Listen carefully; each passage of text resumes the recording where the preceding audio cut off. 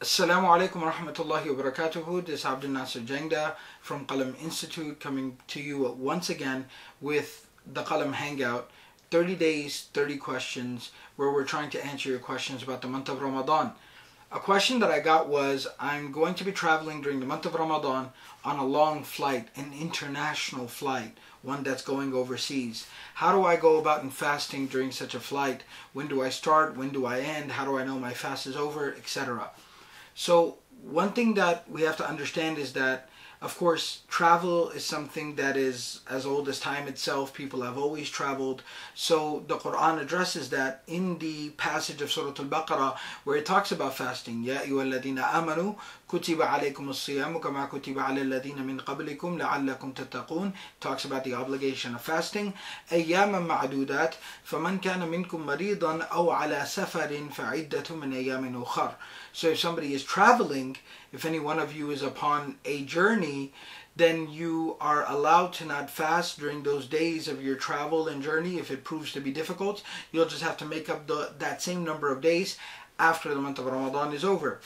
So that being said, at the same time, when we talk about fasting while traveling, a lot of times we also let people know, and the Prophet ﷺ did set the precedent to where if the journey is not too difficult and someone is confident that they'll be able to fast properly without causing any type of physical, health wise cause any harm to themselves, then it's okay for them to fast. And I would even go as far as saying a lot of times when we travel domestically here and it's a short flight, a 30-minute flight or a 2-hour drive or whatever it may be, I would even go as far as saying it's even advisable to go ahead and fast so that you're still experiencing the month of Ramadan, and then that way you don't have to worry about making that up afterwards.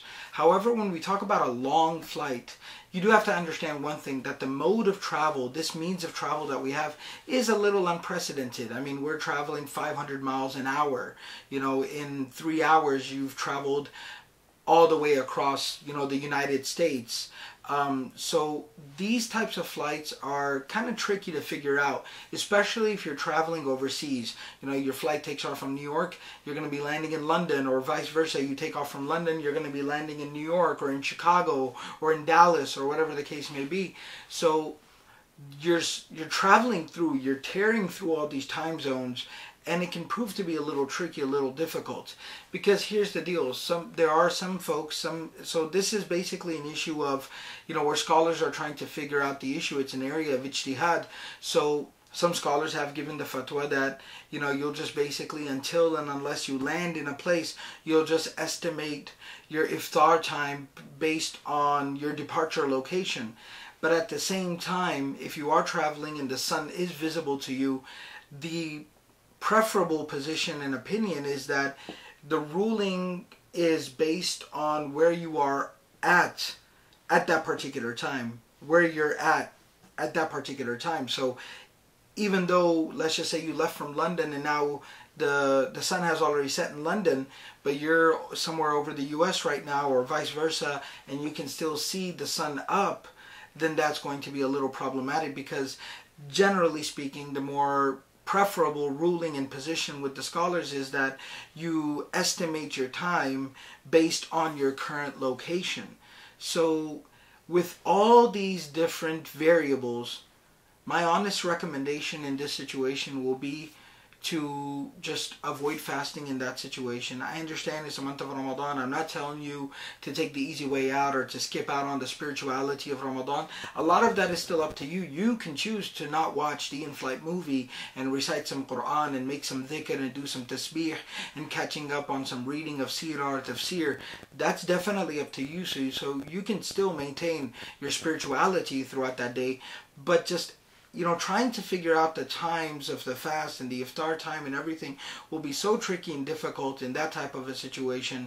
It's not a 1-2 hour flight where you're flying from Dallas to Phoenix or from Chicago to New York, but we're talking about a long flight, a 7, 8, 10 hour flight, international flight.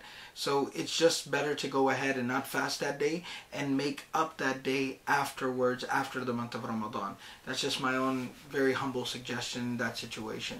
So again, if you're going on a very long flight where it's going to be difficult to figure out the timings of suhoor and iftar and all that stuff, then it's basically better to just maybe not fast that day. Take the concession that Allah subhanahu wa ta'ala has provided, that the Prophet ﷺ has shown us, and he has himself taken during his lifetime.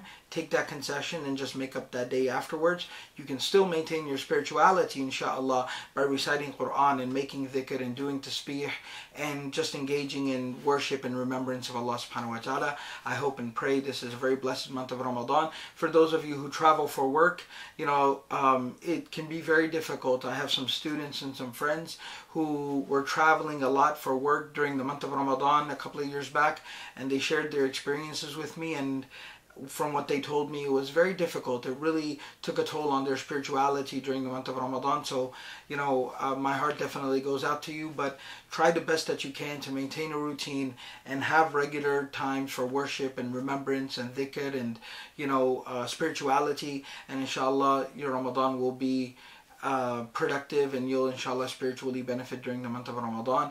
May Allah subhanahu wa ta'ala accept our deeds from all of us. Jazakumullah khairan. This was another session of the Qalam Hangout. Remember to send in your questions. You can tweet them, Facebook them, you can leave them in the comments of this video, or you can even email them to us. Just always remember to tag your questions with hashtag Qalam Hangout, and we'll try our best to get to all of them and answer your questions. Until next time, Jazakumullahu khairan. Wassalamu alaikum wa rahmatullahi wa barakatuhu.